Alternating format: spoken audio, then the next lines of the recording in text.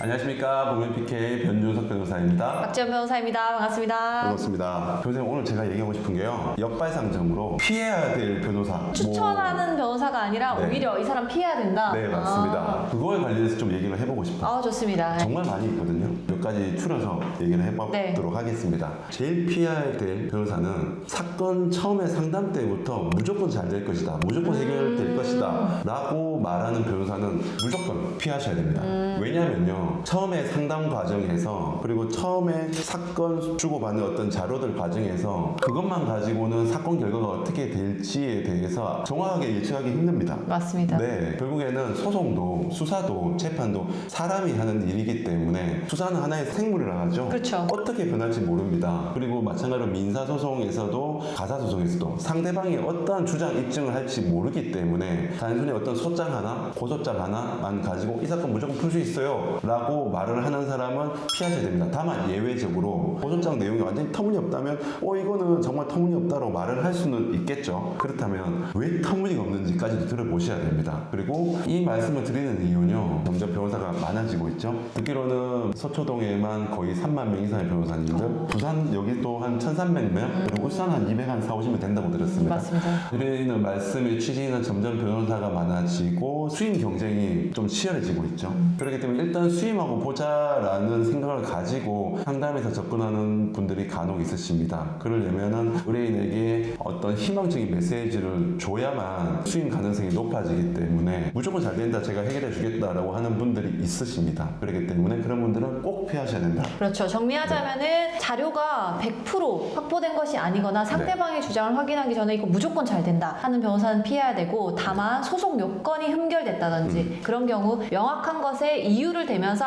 요거는 이렇게 해서 승소할 수 있습니다 라고 말하는 경우는 괜찮다. 그런 맞습니다. 말씀이시네요. 네. 두 번째는요, 네. 판검사 내가 잘 알아요 라고 말하는 변호사들 피하셔야 됩니다. 그 말의 위험성, 그 말의 무게를 알면서도 하는지 모르겠어요. 요즘 시대는 정관빨이라는 거 없습니다. 없죠. 전혀 없습니다. 그리고 그거에 대해서 어떤 변호사가 청탁을 설사 한다 하더라도 그걸 곧이곧대로 응해줄 검사, 판사님은 단 한 분도 안 계십니다. 왜냐하면 그걸 받아들이는 순간 그 판사, 검사도 최소한 징계, 더 나아가서 범죄 행위에 가담하는 경우가 생길 가능성이 크기 때문에 요즘에는 어떤 판사, 어떤 검사 내가 잘하는데 그 연주를 통해서 내가 풀어주겠다라고 말을 하는 변호사는 무조건 피하십시오. 저희도 검사 출신 변호사이기 때문에 더더욱더 명확하게 드리는 말씀입니다. 오히려 너무 가까운 사람이 오면은 절차적으로야 뭐 어느 정도 배려를 해줄 수 있지만 사건 기록은 더 꼼꼼하게 보는 경우도 맞습니다. 많잖아요. 네. 네. 그래서 소통이나 절차에 대해서 좀 잘 알 수는 있지만 결과를 무조건 내가 누구를 잘 알기 때문에 바꿔줄 수 있다. 네. 이건 무조건 피하셔야 될 것 맞습니다. 같습니다. 세 번째는요, 네. 어제 어떤 분이 저희 사무실에 오셔가지고 형사사건 상담을 하셨어요. 네. 그런데 이미 다른 로펌에 두세 군데 상담을 받고 오셨대요.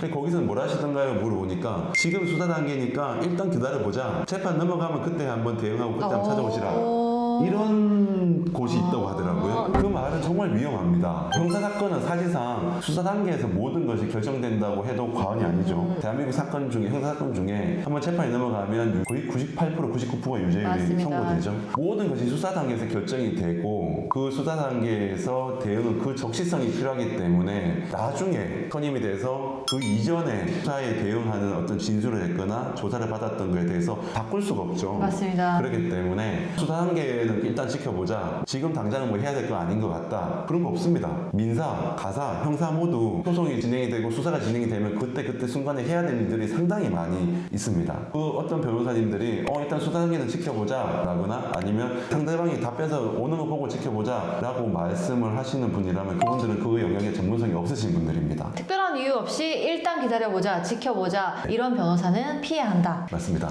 네 번째는요, 가장 변호사를 기본인 것 같은데요, 그럼에도 지금 제대로 안 되는 변호사님들이 있다라고 다른 저희 상담을 오신 분들이 많이 하시는 말씀 중에 하나가 의뢰인과 소통이 안 되고 의뢰인 말을 잘 안 듣는다라는 겁니다. 많은 그래서 불만이죠. 예, 예. 기존에 선임했던 변호사님은 제 말을 전혀 들으려고 안 하시고 소통도 안 돼요. 그래서 변호사를 바꾸고 싶어서 저희 로펌을 찾아왔어요 라는 분들이 꽤 많으십니다. 의뢰인들이 분들이 그 사건의 당사자이고 목격자이고 책임도 부담해야 되는 분들입니다. 변호사가 의뢰인만큼 100%그 사건에 대해서 다 잘 알까요? 알 수가 없죠. 없죠. 의뢰인만큼 알기는 힘듭니다. 맞습니다. 그러면 의뢰인만큼 알기 위해서는 의뢰인과 적극적으로 소통을 해야 되고 의뢰인이 원하는 바가 있다면 거기에 대해서 안 된다면 변호사로서 어떠한 근거 때문에 안 되는지도 설명을 해줄 수 있는 변호사가 있어야 됩니다. 맞습니다. 그런데 그런 거에 대해서 소통이 안 되고 무조건 안 돼. 당신 말은 중요하지 않으니까 그냥 내가 하는 거 따라와. 라고 말을 하는 변호사는 피하셔야 됩니다. 내가 다 알아서 할게. 근데 사실은 우리가 그 사실관계를 100% 아는 것이 아닌데 그렇죠. 어떻게 다 알아서 할 수가 있습니까? 맞습니다. 의뢰인과 적극적으로 소통하는 변호사를. 네. 그거 연장선상인데요. 선임비 수령을 하고 연락 잘 안 되는 그런 변호사도 있나 봐요. 선임비는 딱 받고 거기에 대해서 변호사는 연락이 안 되고 직원들만 연락이 되고 마찬가지로 소통이 안 되는 변호사는 유형으로서 피하셔야 될 겁니다. 근데 사실은 다른 변호사 유형들은 저희가 네. 상담하면서 조금 걸러낼 수 있을 것 같은데 선임 후에 연락이 안 되는 유형은 어떻게 피할 수 있는지 저도 조금 고민이긴 해요. 그러네요. 예를 들어서 사건에 대해서 네. 무조건 잘 된다고 하는 변호사 이런 사람들은 상담 과정에서 안 되겠다 이렇게 생각을 할 수 있을 것 같은데 일단 믿고 선임을 했는데 그때부터 연락이 두절된다 이러면 사실은 진짜 의뢰인 입장에서는 사고를 당한 거나 마찬가지죠. 그런 방법이 있지 않을까요? 지금 든 생각인데 약정할 때부터 네. 연락이 제대로 안 되면 언제든지 해지하고 수임료 반환할 수 있다. 그렇죠. 라는 그런 걸 약정서에 기입해달라. 네, 그런 방법도 있을 것이고 네. 제 생각에는 일단은 그 다른 요소들을 보면 좀 네. 각이 나온다고 생각이 돼요. 예를 들어서 처음에 상담할 때 내가 가지고 있는 기록들을 얼마나 꼼꼼히 훑어보는지 그리고 사건 결과에 대해서 얼마나 네. 법리적으로 예측하면서 설명을 하는지 일단 수임해라라는 말이 아니라 그런 식으로 좀 자세하게 설명하는 변호사는 이후에도 소통을 하는 변호사의 가능성이 매우 높다. 맞습니다. 그러니까 상담 과정에서 나에게 얼마나 질문을 많이 하는지 맞습니다. 이런 것을 좀 눈여겨보시면 좋을 것 같습니다. 좋은 말씀이신 것 같아요. 뭐 다른 유형도 되게 많은데요. 맞습니다. 일단 대표적인 유형만 이렇게 말씀을 드렸고 다음에 또 기회 되면 말씀드리도록 하겠습니다. 네. 오늘 여기까지 할까요? 네, 감사합니다. 감사합니다.